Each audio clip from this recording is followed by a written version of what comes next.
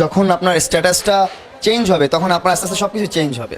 Per month $5,000 দিচ্ছে। যখন একা থাকতাম তখন আমি বাজে আড্ডা এটা সেটা সবকিছুর মধ্যে লিপ্ত থাকতাম, কিন্তু ওর পাশে আসার পর একটা প্রপার একটা টোটালি একটা গাইডলাইন আসছে। আর আর্থিক সহযোগিতা অবশ্যই করছে না, লেলার কিছুটা অবশ্যই অবদান আছে, কারণ আমার তো একটা স্ট্যাটাস ওর ধারা একটা চেঞ্জ হয়েছে, কিন্তু আমার যে ওই নিম্ন শ্রেণী থেকে উঠে আসার অবদানটা এটা টোটালি আমার উপর, অ্যান্ড আমার বাবা মার দোয়ার কারণে আমি উঠে এসে আমি নিজে আমার বাবা মার খরচ চালাইছি। প্রায় আপনার কত লেলার সাথে পরিচয় আমার 21 সালের মাঝামাঝি, মানে ওর সাথে প্রায় 3 বছর যাবত পরিচিত আমার।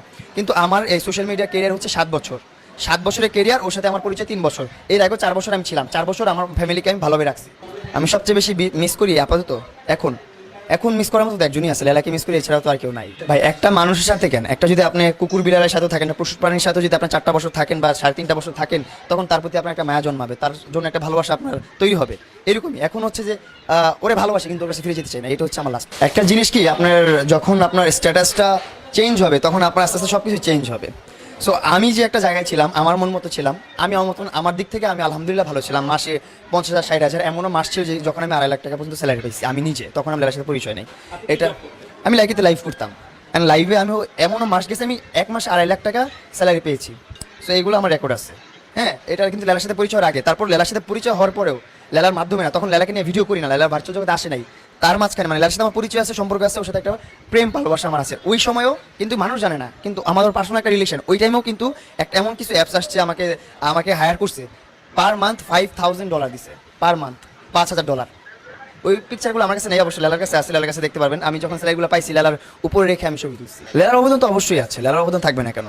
লেলা আমার যেমন একটা, আমি যখন একা থাকতাম তখন আমি অলওয়েজ আমার বন্ধু বান্ধব নিয়ে ঘোরাফেরা এটা সেটা বাজে আড্ডা এটা সেটা সব কিছুর মধ্যে লিপ্ত থাকতাম, কিন্তু ওর পাশে আসার পর একটা প্রপার একটা টোটালি একটা গাইডলাইন আসছে। গাইডলাইনটা আসাটা হচ্ছে মেইন, এইটাই অনেক কিছু, আর কিছু না। আর আর্থিক সহযোগিতা অবশ্যই করছে। ও যখন আমার সাথে পরিচয় হয়েছে ওই মাসেও কিন্তু আমার আপনার 60,000 টাকা ইনকাম হয়েছে, মানে লাইভ করে।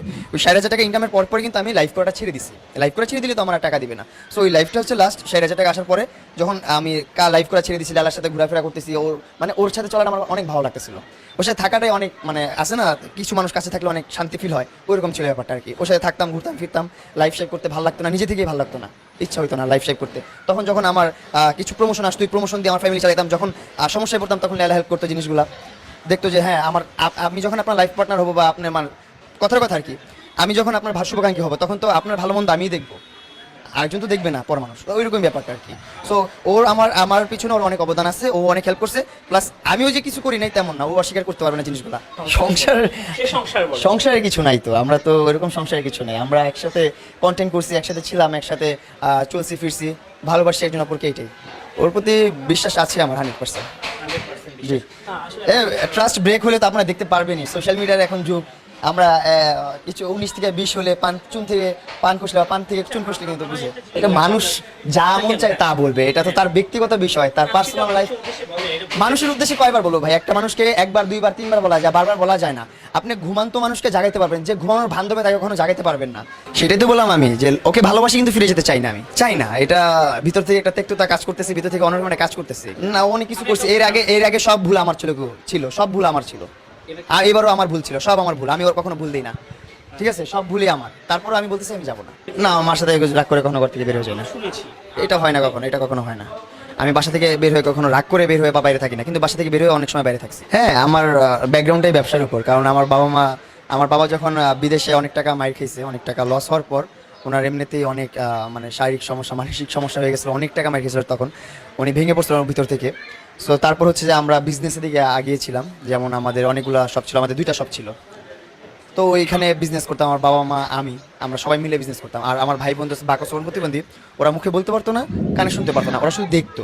ওরা অলওয়েজ আমাদের দোকানে বসতো, পাহারা দিত, যে যখন চুরি চামারি মানুষ করে কিনা বা ওই আসে না একটু দেখার মতন। ওদের তো মাইন্ড অনেক শার্প, ওরা দেখে কি হচ্ছে না হচ্ছে, ওরা মাইন্ডে রাখতে পারে, খেলতে পারে মাইন্ড নিয়ে। সো ওরা থাকতো, ওইরকম করতো। আর আমি ছোটোবেলা থেকেই হচ্ছে যে আমার বাবা মার সাথে আমি তাল মিলিয়ে চলছি, অ্যান্ড চেষ্টা করছি আমার বাবা মাকে সহযোগিতা করার। বাদ বাকিটা আমার বাবার কাছ থেকে শুনতে পারবেন যখন ওনাদের সামনে পড়বে।